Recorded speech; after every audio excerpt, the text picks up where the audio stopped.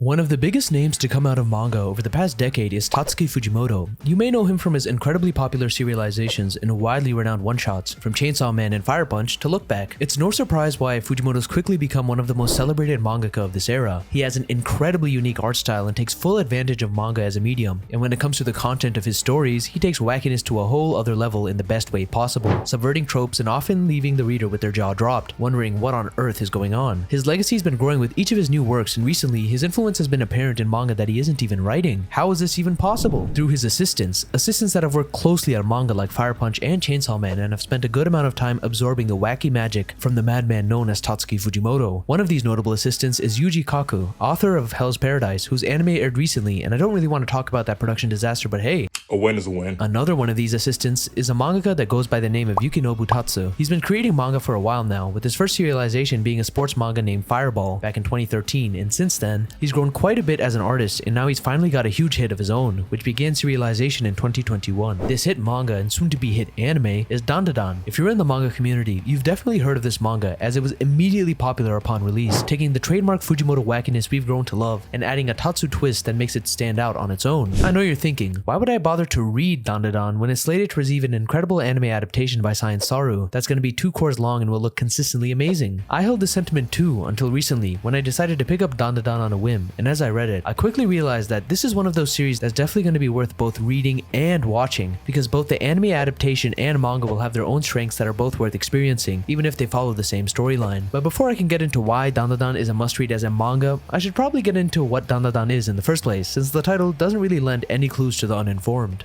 Dandadan is a story of the paranormal, revolving around 2 incredibly lovable main characters, Momo Ayase and Ken Takakura, aka Okarun. Momo is the granddaughter of a powerful spirit medium and believes in spirits despite never seeing them thanks to her grandmother, who often made her perform silly looking rituals that Momo went along with because she's a very caring, sincere, and appreciative person. She's not afraid to be herself, proudly wearing her personality on her sleeve and isn't shy of confrontation. Okarun, on the other hand, is a quiet fellow who doesn't really have any friends, with his only company being the vast amount of research he's done on aliens because he's obsessed with them. However, he's an extremely caring and understanding fella who deeply cherishes the friends he ends up making, willing to lay his own well-being down for their sake. He's an alien boy and she's a spirit girl, living in their own paranormal worlds. However, circumstances soon cause them to meet, and they immediately begin rejecting each other's beliefs in the paranormal, with Momo asserting that aliens don't exist while Okarun says the same, but for spirits. In order to settle this debate, the two of them challenge each other to go to locations where spirits or aliens are known to show up, with Okarun going to investigate a known haunted site and Momo going to investigate a supposed UFO hotspot. Buckle up, because that's about as normal as Dandadan gets, and this is all the first half of the first chapter. As soon as aliens and spirits appear, the wackiness gets turned up to 100, and instead of being confused about what's going on, I suggest we all embrace it. Okarun runs into a famous cursed spirit named the Turbo Granny, who curses anyone who loses to her in a race. This results in Okarun being taken over by an incredibly powerful spirit who offers to let him feast on her udders in exchange for taking his manhood, which leaves Okarun without his pride and with an ancient maniac that takes over his body, granting him crazy speed buffs but with no control. Momo, on the other hand, manages to run into some aliens from the planet of Serpo, who try to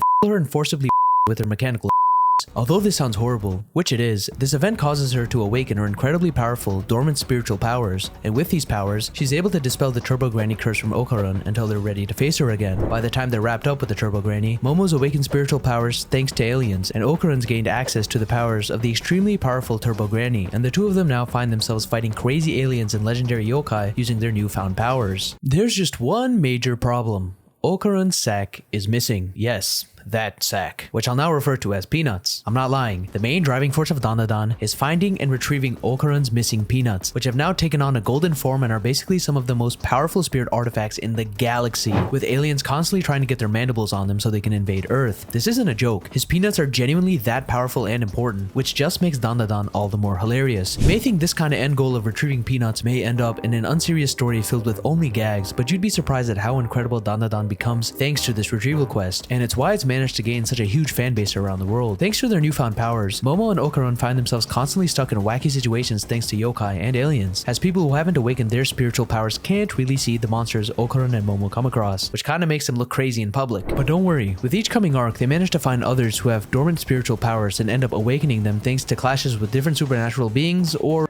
these nuts. This is the basic flow of Dandadan. Okarun and Momo stumble across a new yokai that's trying to end them, or a new alien species that's trying to destroy the world, and they recruit allies they've gained over the course of the manga in order to defeat these potentially world-ending threats. This may sound repetitive on paper, but Tatsu does an excellent job adding a lot of variance between different yokai and aliens to make each experience of taking them down extremely unique, especially since at the end of each of these arcs, a new character awakens their spiritual power, or an alien ends up joining the dysfunctional squad Momo and Okarun are unintentionally putting together. Yokai battles have very specific conditions that need to be fulfilled in order to take down said yokai, while alien battles usually lead to huge spectacles inside of various domains. Tatsu dips his bag into every kind of environment and genre. We got underwater duels with alien mantis shrimp, a yokai that traps you in mirrors, alien invasions that happen due to intergalactic species using pyramids to warp to Earth, a special board game that sucks people into it and forces them to traverse through a medieval whole cake island. Anything you can imagine, Dandadan's done it in the wackiest way possible. Every single fight in Dandadan is super fun to read, but what makes them special to me is the soul that's in each of them. Dandadan has a lot of exaggerated characters and gags that lead to constantly unserious moments and really gives the manga a lighthearted shonen feel. From Gigi, Momo's childhood friend constantly making funny faces, to Sakata, the Gundam-obsessed lad who thinks every girl is falling in love with him. However, during climaxes of supernatural confrontations, Tatsu excellently manages to make the reader tear up within a few chapters about someone they deemed as an enemy or a bum a few moments before. Dandadan manages to do everyone justice. Humans, yokai, and aliens included. Evil spirits you think would be just terrorizing people for the hell of it actually have tragic backstories of their own, and each of these backstories is written in an incredibly realistic manner that makes the reader realize that these terrifying yokai used to be humans themselves. Humans with families and aspirations that couldn't be achieved because life is cold and cruel. For example, Ira, one of the characters that ends up joining Momo and Okarun, gains access to the powers of a yokai who used to be a woman that was in debt, working multiple jobs to make ends meet for the daughter she truly loved. Eventually, debt collectors caught up to this woman and took her child away from her, which caused her to dance off of a building and end it all. And she became a vengeful yokai, stalking Ira for 10 years because she simply wanted to be called mother. Each one of them revolves around an incredibly real struggle that a lot of people can identify with, like losing out on your dreams because you have to take care of family, or simply wanting someone to play with. Dandadan also manages to take gags from characters and uses them to create genuinely heartfelt moments in a way that reminds me a lot of Gintama. For example, there's an alien later on named Vamola who lands and immediately says she's gonna marry Okarun because she deems him as strong.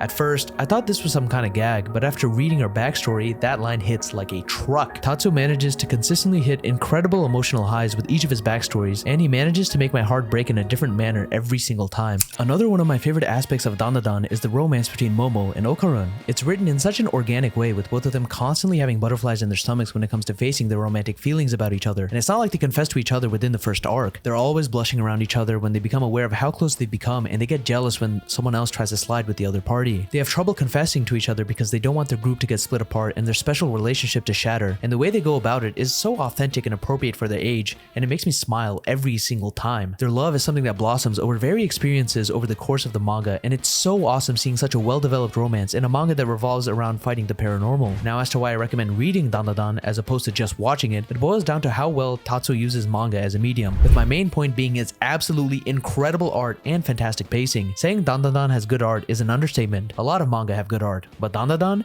it has generationally good art. And the only comparison I have for Dandadan's weekly consistency in this department is Horikoshi, mangaka of My Hero Academia. Every chapter has multiple jaw-dropping spreads that made me wonder if Tatsu made a deal with the devil himself for this kind of talent. It's genuinely baffling. Tatsu's paneling is also insanely good, and that's something that's quite difficult to translate to anime, along with the incredibly detailed art. I'm not saying the anime is gonna look bad, it obviously won't, but expecting animation directors to match this kind of quality for entire episodes isn't really fair. Dandadan's pacing in the manga is also really good. Tatsu constantly gives time for his characters to breathe and interact, and even during major climaxes, he makes sure to spend a lot of time on each character so that their arcs are as satisfying as possible. Like there's an arc where a huge battle between Momo and Ko and the aliens are happening, and right in the middle of it is a chapter that mainly focuses on Sakata, meandering around school trying to figure out where everyone is. Issues that arise within an arc don't get solved immediately and actually take a decent amount of time, which makes resolving those issues all the more satisfying when it eventually happens, and gives gravity to the problems at hand. For example, Gigi finds himself being inhabited by a yokai who will come out if Gigi comes in contact with liquid at a specific temperature. Instead of conquering this issue immediately, we get quite a few chapters of the gang having to be extremely careful around Gigi, happily accommodating his plea and rebuilding their base whenever his yokai comes out and destroys everything. Their willingness to share these burdens, even though they don't have to, make Momo and Ko really feel like a close-knit bunch. They could have just exercised the evil eye, but seeing them respect Gigi's wishes to keep it around because he knows the pain it's been through is lovely. These two elements are done at such a high level that I can't really see any kind of anime adaptation capturing this magic. Don't get it twisted, the anime will have its own magic, especially with fantastic realistic voice acting, but after experiencing Dandadan, no matter what happens with the anime, I still recommend giving it a sit down and read. You'll be caught up before you know it, and if you're caught up already, you know Dandadan is just getting started.